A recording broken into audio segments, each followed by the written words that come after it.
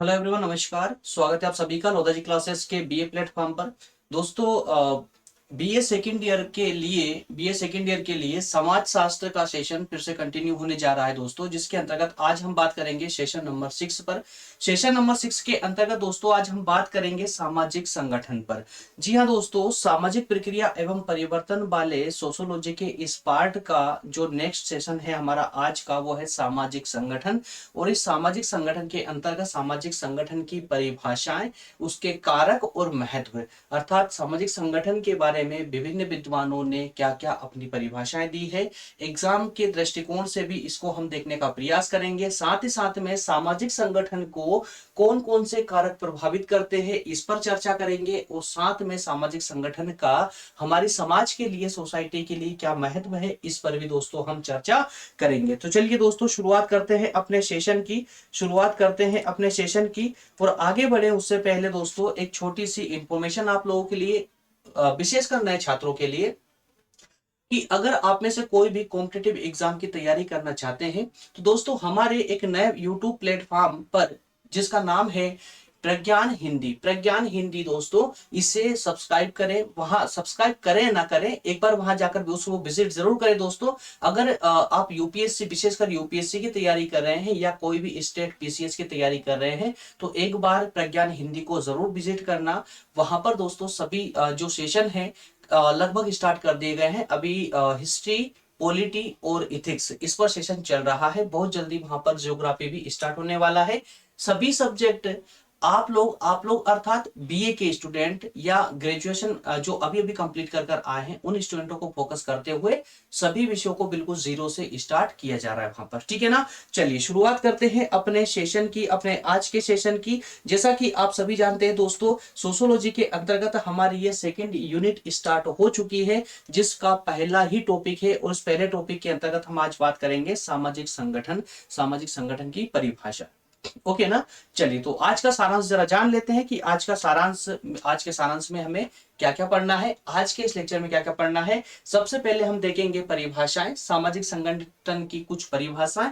उसके बाद second topic में हम देखेंगे कि सामाजिक संगठन को कौन कौन से कारक हैं जो प्रभावित करते हैं। और थर्ड लास्ट में दोस्तों हम सामाजिक संगठन का महत्व देखने का प्रयास करेंगे। चलिए प्रारंभ करते हैं, वन बाय वन करके इनको समझने का प्रयास करते हैं। सामाजिक संगठन की परिभाषाओं को दोस्तों हमने जो है 6 विद्वानों को इसके अंतर्गत कोट किया है। 6 विद्वानों की परिभाषाएं इंपॉर्टेंट है, कई बार एग्जाम में पूछी गई है, अगेन एंड अगेन रिपीटेशन होता है। इसी कारण से 6 विद्वानों की परिभाषाएं है, शॉर्ट में है, इजी है, याद रखना बहुत आसान है दोस्तों। एक बार इनको एक एक करके समझ लेते हैं, जिससे कि आपका सभी ये पूरा अध्ययन एकदम इजी हो जाएगा, एकदम आसान हो जाएगा। ठीक है ना दोस्तों। हमारे सेशन में आप एक बात से जरूर श्योर रहें कि जो भी हम सेशन लेकर आते हैं पूरी तरह विस्तार से लेकर आते हैं। और साथ में हमारा 100% ये प्रयास रहता है कि सेशन को जितना अधिक से अधिक हो सके उतना स्मूथ बना दिया जाए, जिससे कि आपको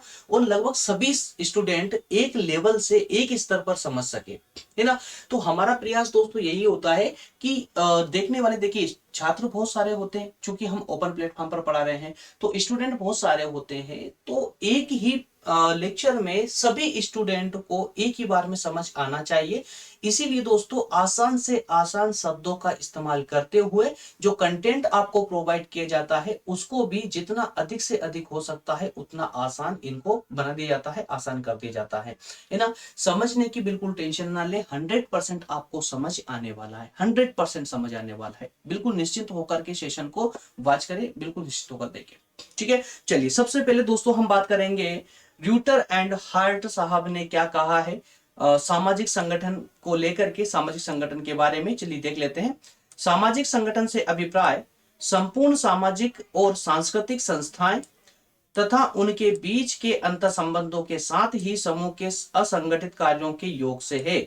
तो इनका कहने का प्रयास ये रहा है कि जो सामाजिक संगठन है वो सभी सामाजिक और सांस्कृतिक जो संस्था है उनके बीच में जो आपस में संबंध है और उनके द्वारा जो कार्य किए जाते हैं उन कार्यों का एक योग होता है सामाजिक संगठन। क्या कहा है, फिर से रिपीट कर रहा हूं। सामाजिक संगठन और कुछ नहीं बल्कि सभी जितने भी समाज के संगठन हैं, जितनी भी समाज की संस्थाएं हैं, जितनी भी सांस्कृतिक संस्था है, इन सभी का आपस में जो संबंध होता है, जो आपस में कार्य होता है, जो आपस में अंतरक्रिया होती है, उन सभी को जोड़ देते हैं, अर्थात सभी का योग ही क्या है? सामाजिक संगठन है। क्लियर हुआ? चलिए नेक्स्ट में देखेंगे लुम्बे साहब की परिभाषा। इन्होंने कहा है कि सामाजिक संगठन एक क्या है? समष्टि है, अर्थात सब कुछ है।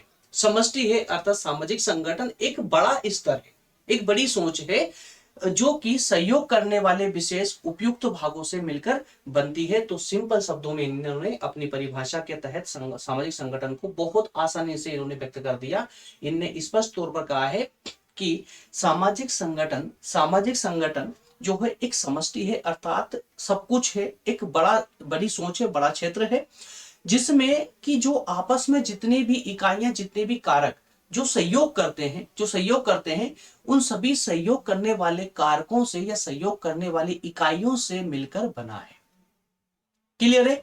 नेक्स्ट में बात करेंगे दोस्तों इलियट या मेरिल साहब के अनुसार, इन्होंने कहा है सामाजिक संगठन वह दशा है जिसमें समाज की विभिन्न संस्थाएं अपने स्वीकृत या आदर्शित उद्देश्यों के अनुसार कार्य कर रही है। इसका अर्थ हो जाएगा, देखिए फिर से एक बार रिपीट कर रहा हूं दोस्तों, सामाजिक संगठन एक ऐसी दशा है जिसमें समाज की सभी संस्थाएं अपने स्वीकृत या आदर्शित उद्देश्यों के अनुसार कार्य कर रही है। समझिए, इनके शब्दों का अर्थ समझने का प्रयास करें। सामाजिक संगठन एक वो संगठन है जिसकी जितनी जो इकाइयां है ना, वो इकाइयां अपने उद्देश्यों को पूरा करने के लिए या अपने लक्ष्य को प्राप्त करने के लिए कार्य कर रही है। That's all. क्लियर है? नेक्स्ट में बात करेंगे, नेक्स्ट परिभाषा है दोस्तों मार्शल ई ओल्सन के द्वारा। मार्शल ई ओल्सन, इन्होंने कहा है कि सामाजिक संगठन एक ऐसी व्यवस्था है जिसमें समाज के अंग परस्पर संबंधित है और संपूर्ण समाज से भी अर्थपूर्ण ढंग से संबंधित है। यह देखिए सभी जितने विद्वान रहे हैं, जिन्होंने छह विद्वानों को हमने यहाँ पर कोट किया है, इन सभी के द्वारा लगभग जो सामाजिक संगठन की परिभाषा दी गई ना, वो लगभग एक ही अर्थ के इर्द गिर्द घूम रही है। सभी की परिभाषाओं का अर्थ लगभग एक ही निकल रहा है कि सामाजिक संगठन और कुछ नहीं बल्कि समाज में रहने वाली सभी संस्थाएं, चाहे वो सामाजिक हो, चाहे वो धार्मिक हो, चाहे सांस्कृतिक हो, व्यापारिक, किसी भी प्रकार की जो सामाजिक संस्थाएं हैं, उनके द्वारा आपस में जो सहयोग किया जाता है, आपस में उनके बीच में जो अंतर संबंध पाए जाते हैं, उन सभी के द्वारा मिलकर ही ये सामाजिक संगठन का निर्माण होता है और वही बस सामाजिक संगठन है और कुछ नहीं। तो इसी अर्थ के इर्द गिर्द सभी विद्वानों की परिभाषाएं घूम रही है ना। जैसे मार्शल साहब ने जो कहा है, क्या कहा इन्होंने कि सामाजिक संगठन एक ऐसी व्यवस्था है जिसमें समाज के अंग परस्पर संबंधित है। समाज के अंग क्या है? परस्पर संबंधित है। अब देखिए इसमें एकदम क्लियर हो गया ना, समाज के अंग परस्पर संबंधित है, जितनी भी समाज की इकाइयां हैं वो आपस में संबंधित है। क्लियर है? नेक्स्ट में बात करेंगे जॉनसन के द्वारा, इन्होंने कहा कि सामाजिक संगठन के अंतर्गत उन समस्त प्रक्रियाओं को सम्मिलित किया जाता है जो सामूहिक जीवन का निर्माण करती है। यहां पर भी संगठन वाली बात आ चुकी है ना, और उसे संकट और संघर्ष की स्थितियों का सामना करने की क्षमता प्रदान करती है। मतलब ये कि वो सभी इकाइयां जो सामूहिक जीवन का निर्माण करती है, मतलब वो सभी इकाइयां जो एक संगठन बना करके अपना कार्य करने में विश्वास करती है, और वो जो संगठन की जो ताकत होती है, जो क्षमता होती है, वो जो संगठन है, संगठन प्रत्येक इकाई को समस्याओं का सामना करने की ताकत प्रदान करता है। क्लियर है? एक नेक्स्ट एंड लास्ट जो परिभाषा दी गई है वो है मार्विन ई ओल्सन के द्वारा। इन्होंने कहा है कि सामाजिक संगठन सामाजिक संबंधों में सामाजिक कर्ताओं को सम्मिलित करने की प्रक्रिया है। फिर से घूम फिर कर वहीं आ गए, सामाजिक इकाई, ओके, सामाजिक तत्व, सामाजिक इकाइयां है ना। तो सामाजिक संगठन जो है सामाजिक संबंधों में सामाजिक कर्ता मतलब समाज की इकाइयां, उनको सम्मिलित करने की, सभी इकाइयों को सम्मिलित करने की एक प्रक्रिया है जो सांस्कृतिक विचारों के साथ एक अभिभूत हो जाती है। एकीभूत नहीं दोस्तों, एकीकृत मान लीजिए, एकीकृत, इसको काट करके एकीकृत कर दीजिए, ठीक है ना। एकीकृत है ये, एकीभूत नहीं है। क्लियर है? तो नीचे डिस्क्रिप्शन दी गई है, इसमें देखिए कि उपरोक्त सभी परिभाषाओं के आधार पर हम ये कह सकते हैं कि सामाजिक संगठन जो है समाज की एक ऐसी व्यवस्था है जिसमें पारस्परिक सहयोग के आधार पर समाज के सभी अंग या इकाइयां अपने अपने पूर्व निश्चित कार्यों को करती है और इन कार्यों के आधार पर अपनी आवश्यकताओं की पूर्ति करती है। एकदम क्लियर है? जितनी भी परिभाषाएं दी गई है इन सब का एक ही अर्थ निकल रहा है कि समाज में रहने वाली सभी इकाइयां अपने जो लक्ष्य है उस लक्ष्य को प्राप्त करने के लिए कार्य करती है। उस कार्य के द्वारा ही दोस्तों ये अपनी आवश्यकताओं की पूर्ति करती है। That's all. अब मुझे बताइए कि इन परिभाषाओं में क्या टिपिकल लगता है आपको? बहुत सारे स्टूडेंटों की कमेंट आती है कि सर सोशियोलॉजी देखने में बहुत सिंपल लगता है, जब हम लेते हैं तो बड़ा इजी लगता है बोलना, सोशियोलॉजी समाजशास्त्र इजी सब्जेक्ट इजी, बट जब पढ़ने बैठते हैं तो काफी डिफिकल्टीज फेस करनी होती है। तो अब मुझे बताइए कि क्या प्रॉब्लम है इसमें, क्या ऐसी डिफिकल्टीज है जो समझ नहीं आ रही है? दोस्तों एक बात को याद रख लीजिए, जो भी सब्जेक्ट आपको डिफिकल्ट लगता है उसे तब तक पढ़िए जब तक वो आपके लिए आसान ना बन जाए। प्रत्येक सब्जेक्ट की बात कर रहा हूं मैं दोस्तों, क्योंकि कोई भी जो सब्जेक्ट होता है ना, वो सब्जेक्ट आप देखिए, एक सब्जेक्ट 100% आपकी लाइफ में वो आपका फेवरेट होगा, ठीक है ना। और काफी सारे सब्जेक्ट जो है आपको पसंद नहीं आते होंगे, आपको डिफिकल्ट लगते होंगे। तो फेवरेट जो सब्जेक्ट आपका फेवरेट है, वो फेवरेट कैसे बना कि आपका उस सब्जेक्ट से बार बार सामना हुआ है। लेकिन एक समय ऐसा जरूर था जब वो जो आपका फेवरेट सब्जेक्ट है वो भी आपको जो है डिफिकल्ट लगता होगा, है ना। तो उसको फेवरेट बनाया कैसे, किसने बनाया? अरे आपने ही बनाया, उसे बार बार पढ़ पढ़ के। तो इसका मतलब यह हुआ कि जो आपका फेवरेट सब्जेक्ट है उसको आपने अधिकतम टाइम दिया अपना। तो दोस्तों जो सब्जेक्ट आपको समझ नहीं आ रहा है, जो आपको प्रॉब्लम दे रहा है, उस सब्जेक्ट को आप टाइम देना प्रारंभ करें और इतना टाइम दे, इतनी बार रीडिंग करें जब तक वो आसान ना हो जाए आपके लिए, तब तक उसको छोड़िए मत, अपने आप इजी हो जाएगा वो सब्जेक्ट। क्लियर है? चलिए आगे बढ़ते हैं, नेक्स्ट पर बात करेंगे दोस्तों, सामाजिक संगठन को प्रभावित करने वाले कारक। क्या है? सामाजिक संगठन को प्रभावित करने वाले कारक। तो ऐसे कौन कौन से कारक हैं जो सामाजिक संगठन को प्रभावित करते हैं, सामाजिक संगठन को प्रभावित करते हैं? तो दोस्तों एक एक करके उन सभी कारकों को हम थोड़ा सा देख लेते हैं। संतुलित सामाजिक संरचना, क्या कहा गया है? संतुलित सामाजिक संरचना। पहला है संतुलित सामाजिक संरचना। क्या है ये संतुलित सामाजिक संरचना? संतुलित सामाजिक संरचना ये एक ऐसी प्रक्रिया है जिसके द्वारा समाज की संरचना या समाज का निर्माण एक संतुलित तरीके से होता है, एक संतुलित तरीके से होता है ना। संतुलित तरीका कैसा? कि जिसमें दोस्तों एक हर चीज में एक बैलेंस होता है, जनसंख्या में बैलेंस होगा, इनकम में बैलेंस होगा, है ना, क्षेत्र में बैलेंस होगा, हर एक प्रकार में एक बैलेंस होगा। इस प्रकार से समाज का निर्माण होता है, ठीक है। तो उस निर्माण को ही हम यहाँ पर संतुलित संरचना कहेंगे। किसकी संतुलित संरचना? समाज की संतुलित संरचना। तो ये जो प्रक्रिया है समाज का संतुलित रूप से निर्माण करने की, जो ये प्रक्रिया है, ये भी सामाजिक संगठन को प्रभावित करती है। क्लियर है? प्रभावित करती है। तो एक बार इसको भी पढ़ लीजिए। पेन कहां हो गई?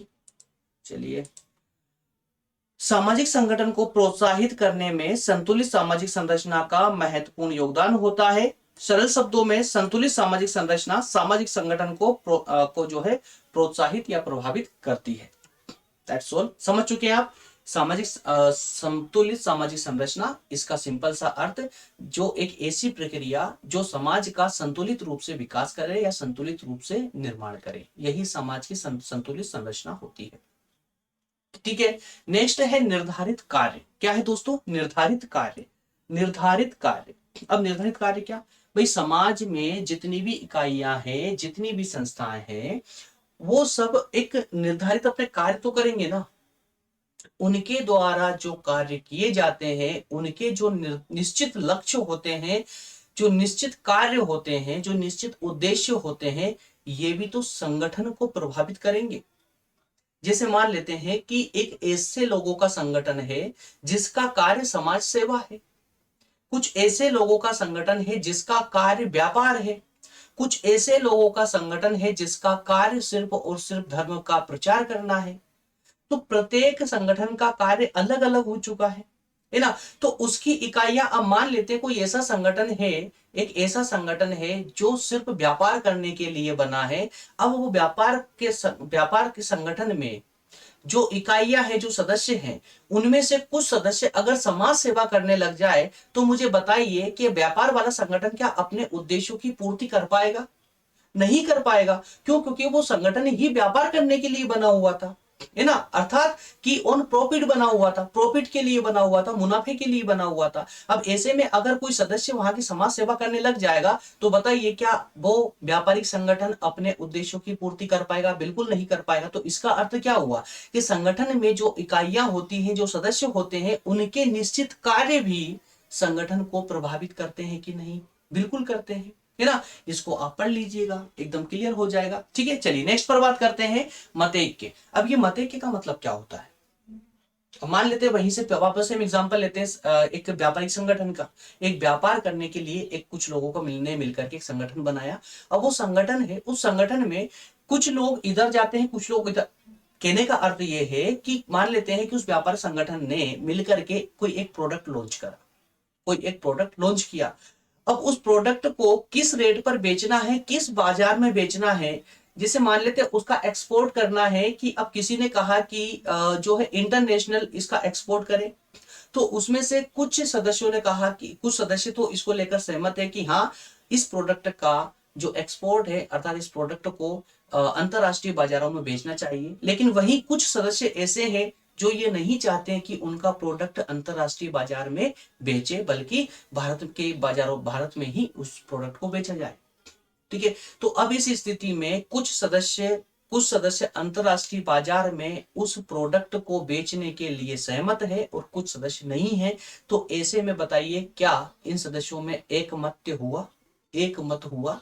नहीं हुआ। तो ऐसे में संगठन डगमगा जाएगा।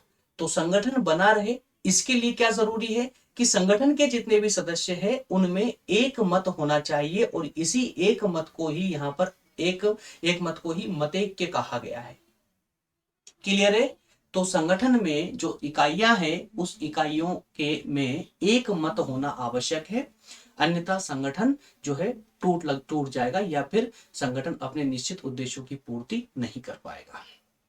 क्लियर है? नेक्स्ट है एकीकरण करने वाली सामाजिक प्रक्रियाएं। अब भाई संगठन का मतलब ही क्या? एकीकरण करना ही है ना।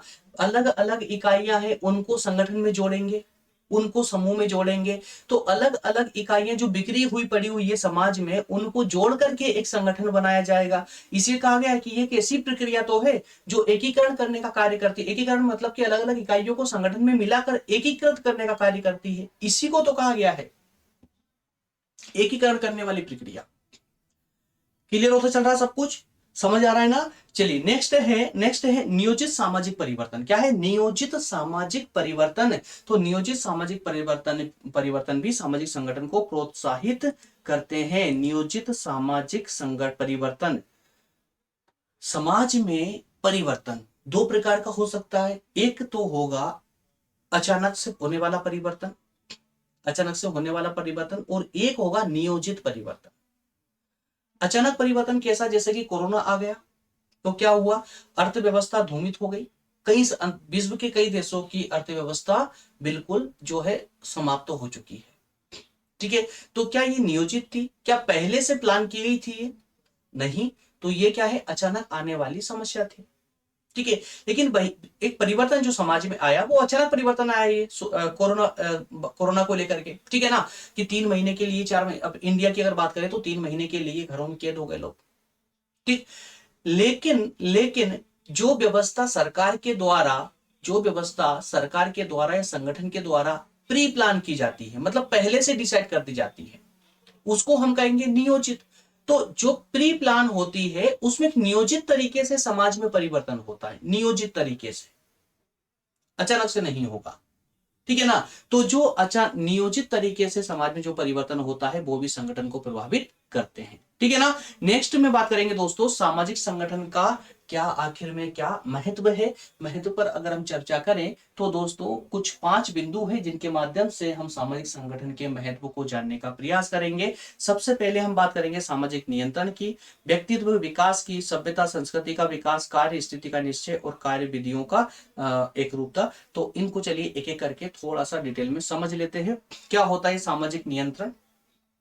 सामाजिक नियंत्रण की दोस्तों अगर हम बात करें तो सामाजिक नियंत्रण की दृष्टि से सामाजिक संगठन का एक विशेष महत्व है। किसे? सामाजिक नियंत्रण की दृष्टि से।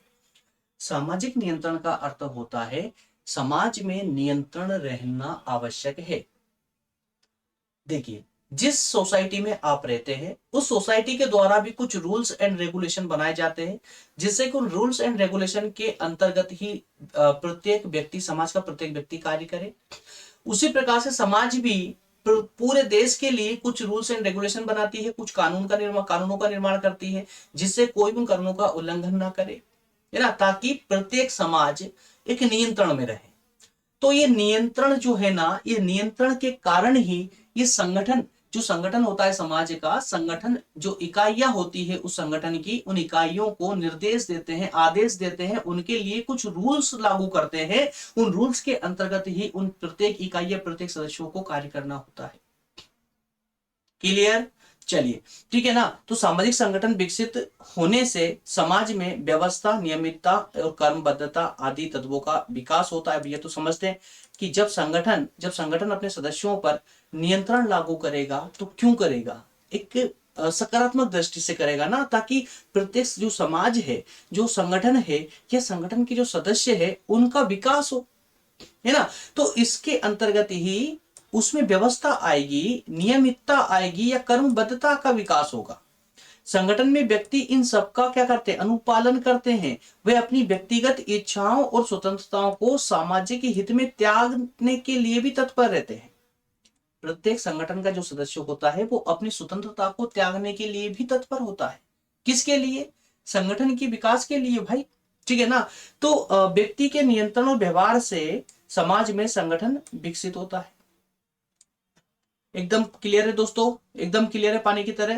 क्लियर हो तो प्लीज यस करके मुझे कमेंट जरूर किया करें, जिससे कि हमें पता भी चलता रहे कि यार हाँ, जो हमारे द्वारा प्रयास किया जा रहा है आप लोगों के लिए बेनिफिशियल है, आप लोगों को समझ, पूरा लेक्चर समझ आ रहा है। थोड़ा सा यार कमेंट करके बताया भी करें, है ना, जिससे पता चलता रहे।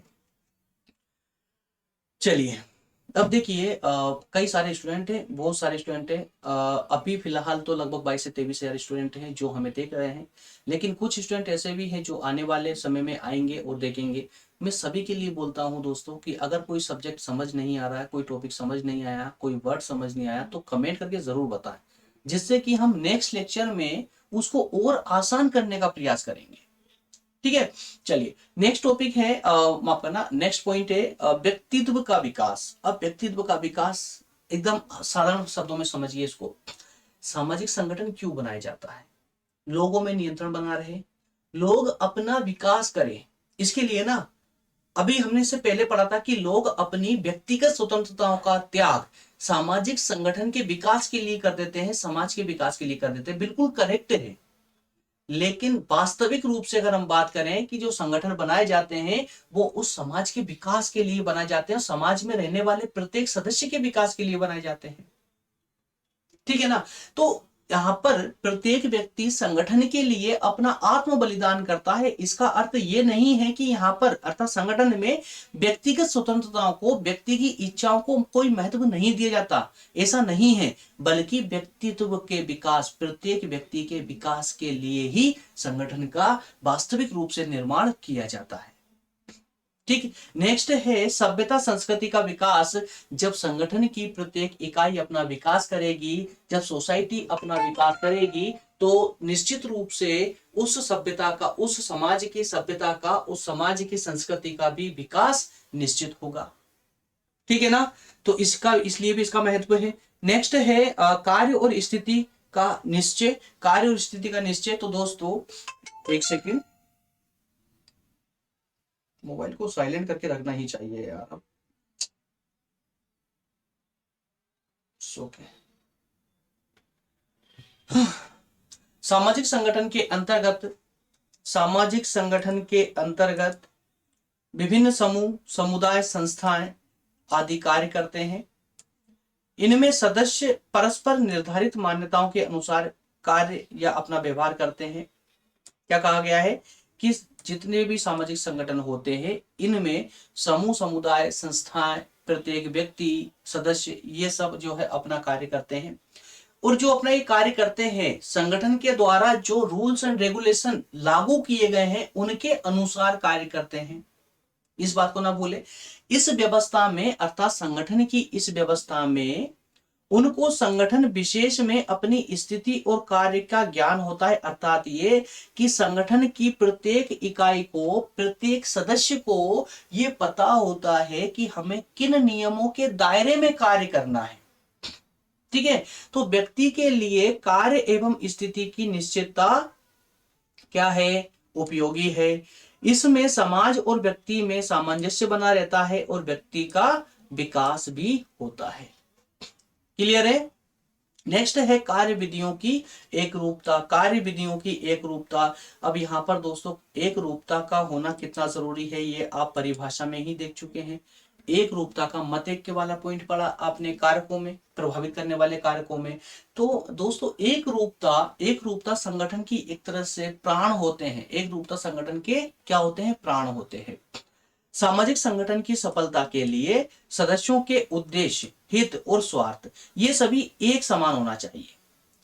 एक समान हो, ऐसा नहीं है कि वही किस अलग अलग कार्यों के लिए संगठन बना दिया गया है, उसमें जो सदस्य हैं वो भी अलग अलग उद्देश्यों के लिए आए हो, बल्कि एक समान उद्देश्यों वाले सदस्यों को मिलकर के ही एक संगठन तैयार किया जाना चाहिए। तभी जाकर के संगठन अपने उद्देश्यों की पूर्ति कर पाएगा, अपने निश्चित जो लक्ष्य है उसको, निर्धारित लक्ष्यों को प्राप्त कर पाएगा। क्लियर है?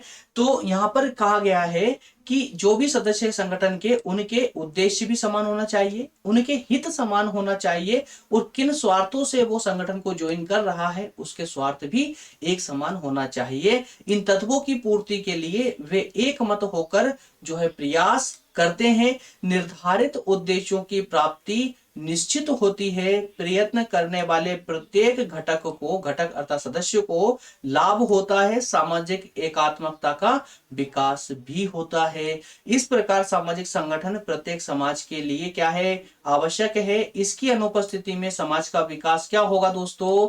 रुक जाएगा और समाज का विघटन होने लगेगा, समाज टूटने लगेगी। तो इसीलिए कहा गया है कि समाज का अगर हमें विकास करना है तो सामाजिक संगठन का होना आवश्यक है। समाज के अंदर भी सामाजिक संगठनों का होना आवश्यक है, तभी जाकर के वो समाज अपना विकास कर पाएगी, अन्यथा समाज टूटने लगेगी। ठीक है ना? चलिए दोस्तों, इस प्रकार से हमारा आज का सेशन अर्थात की जो दोस्तों हमने सामाजिक संगठन वाला सेशन, जो हमारा जो पार्ट था वो होता है कंप्लीट।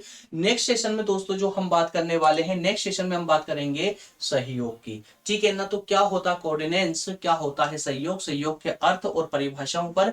दरअसल सहयोग पर दो सेशन होंगे दोस्तों, अर्थात दो पार्ट में सहयोग वाला जो टॉपिक है हमारा कंप्लीट होगा।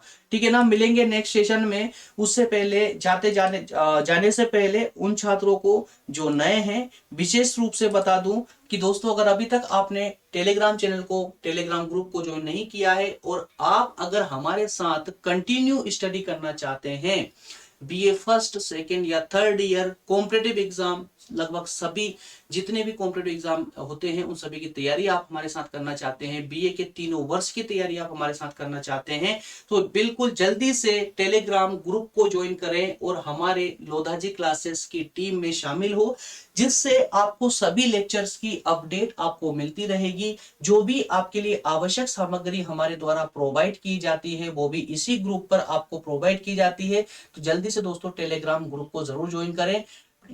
टेलीग्राम ग्रुप का नाम है लोधाजी क्लासेस। टेलीग्राम पर जाइए और वहां टाइप कीजिए लोधाजी क्लासेस, ग्रुप मिल जाएगा आपको।